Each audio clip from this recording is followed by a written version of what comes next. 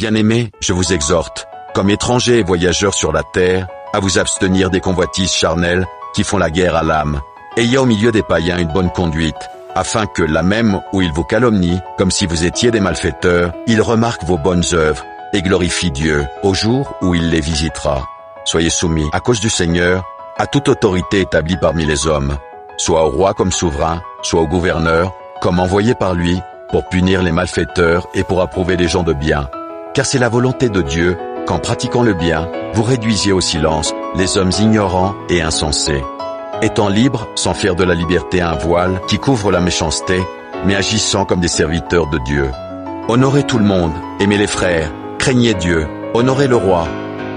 Serviteurs, soyez soumis en toute crainte à vos maîtres, non seulement à ceux qui sont bons et doux, mais aussi à ceux qui sont d'un caractère difficile.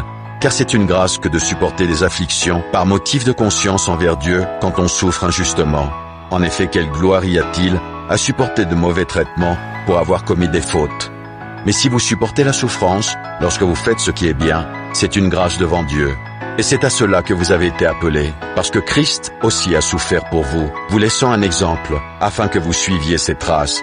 Lui qui n'a point commis de péché, et dans la bouche duquel il ne s'est point trouvé de fraude, lui qui injuriait ne rendait point d'injures, maltraitait ne faisait point de menaces, mais s'en remettait à celui qui juge justement, lui qui a porté lui-même nos péchés en son corps, sur le bois, afin que, morts au péché, nous vivions pour la justice, lui par les meurtrissures duquel vous avez été guéris.